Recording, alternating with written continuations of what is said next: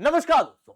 Donald Trump इस समय पर चाइना के अंदर पहुंच चुके हैं और इसी एंट्री के साथ में बहुत बड़ा डेवलपमेंट होता हुआ दिखाई ये दिया है कि चाइना ने अब ईरान को बिटरेसा कर दिया है। इन्होंने कहा कि स्ट्रेट ऑफ हॉर्मूज के ऊपर जो टोल लिया जाता है वो इलीगल है और टोल फ्री तरीके से देशों को यहां पर जाने देना चाहिए। इसी मीटिंग के साथ में भारत अमेरिका के रिलेशन पे भी एक बड़ा असर पड़ता हुआ दिखाई दे रहा है, जो कि स्वाभाविक भी था। यहां पर यूएस के farmer deputy secretary of state के द्वारा कहा गया कि इंडिया अमेरिका के रिलेशनशिप आज के समय पे गटर के अंदर जा चुके हैं।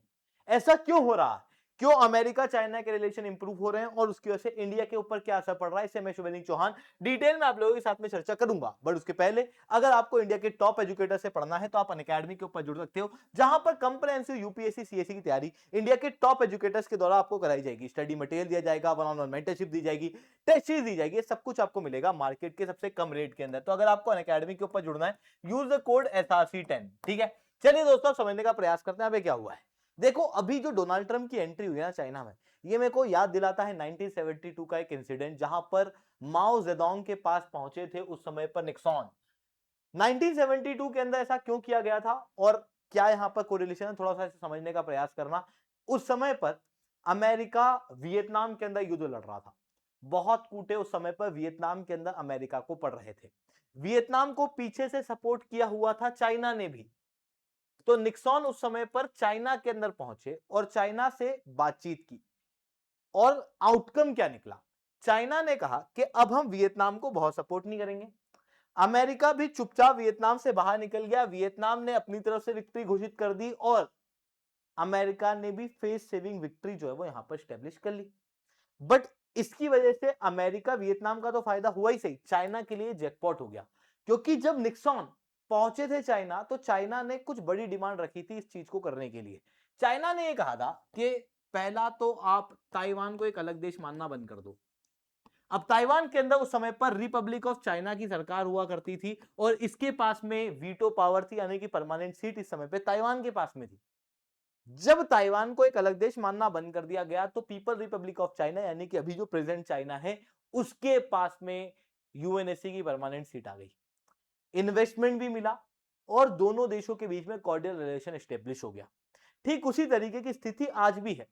आज भी ईरान के अंदर डोनाल्ड ट्रंप के द्वारा जो एक्शन लिए गए, उसकी वजह से अमेरिका मुंह की खा रहा है। स्ट्रेट ऑफ हॉर्मूज अभी भी बंद है, ग्लोबल फाइनेंशियल क्राइसिस आ रहा है, प्रोजेक्ट फ्रीडम जो चलाया गया वो पूरी तरीके से फेल हो गया और ईरान अब अपनी मांग पे पूरी तरीके से अड़ चुका है। और ईरान की अगर मांग अगर अमेरिका ने मान ली, तो ये क्लियरली डोनाल्ड ट्रंप की एक बहुत बड़ी हार होगी, जो कि अमेरिका यहां पर इस समय पे अफोर्ड नहीं कर सकता। Literally they can't afford this thing. वहीं दूसरी तरफ पीछे से चाइना ईरान को सपोर्ट भी कर रहा है। 80% जो ईरानियन फ्यूल है वो चाइना के पास जा रहा है। चाइना $45 बिलियन का तेल ले रहा है। उसके अलावा $9 बिलियन का ट्रेड जो है वो अलग से कर रहा है। पीछे से पाकिस्तान के जरिए हथियार भी पहुंचा रहा है। तो पाकिस्तान के साथ में मिलके जितना भी ईरान के अंदर अमेरिका ईरान के बीच में आपस में नेगोशिएशन हो रहे हैं, उन सबकी जानकारी भी ले रहा है।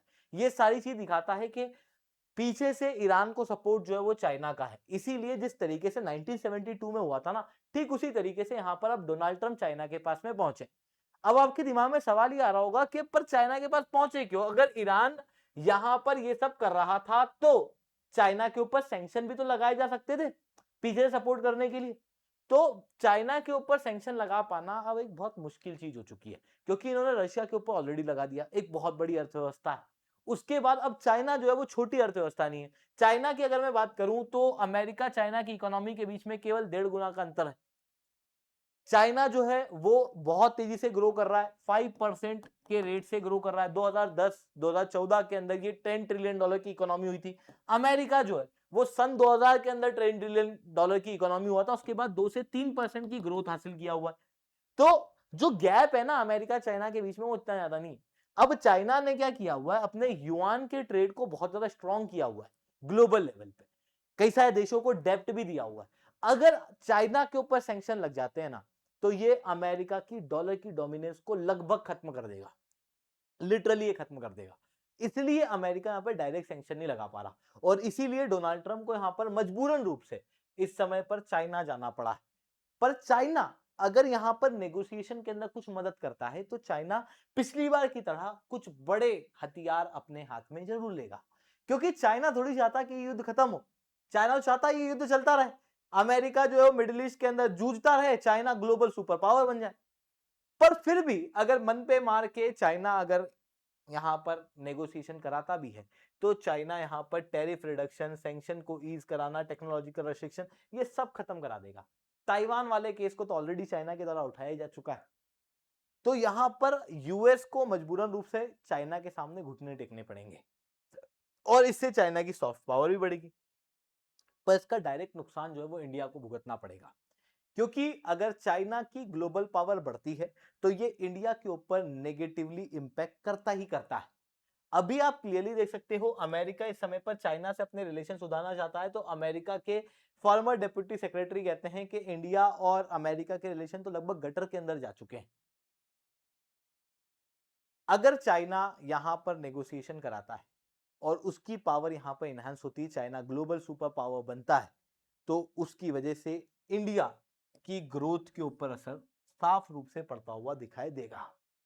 वो चीज यहां पर काफी ज्यादा कंसर्निंग है। तो यहां पर एक मेजर पावर शिफ्ट पूरे वर्ल्ड के अंदर देखने को मिल रहा है।